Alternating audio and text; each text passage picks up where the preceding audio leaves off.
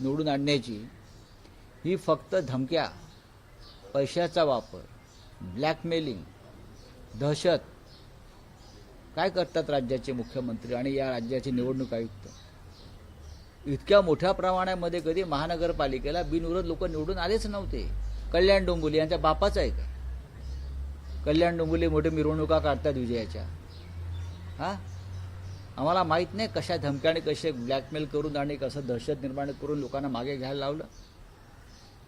या इथे तर पोपटलाल त्याच्याकडे त्याच पद्धतीने केलेलं आहे सगळं. ठीक आहे, बघू ना, निवडणुका होऊ द्या. ठाण्यामध्ये 125 अर्ज, त्यातले बहुतांश अर्ज हे महाविकास आघाडीचे बाद करण्यात आले असं मनसेकडनं सांगण्यात येते. संभाजीनगरमध्ये अंबादास दानवे असं म्हणतात की धमक्या दिल्या जातात आणि मी आता काय मग मी वेगळं काय सांगतो. ठाण्यामधलं मी विशेष करून सांगतो, पक्ष सांगत नाहीत कोणत्या पक्षाचे अर्ज बाद झाले. बघा, काल आणि परवा सर्व प्रमुख ठाण्यातले आणि काही प्रमुख निवडणुकीसंदर्भातल्या अधिकाऱ्यांच्या गाड्या या उपमुख्यमंत्र्यांच्या दारात मोठ्या प्रमाणात लागलेल्या होत्या. त्यानंतर परवापासून ही प्रक्रिया सुरू झालेली आहे.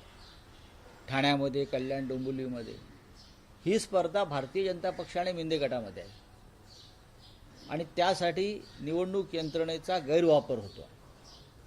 या राज्याचे निवडणूक आयुक्ताचं नाव दिनेश वाघमारे आहे, त्याने नावाला जागावं. मी कालही बोललो,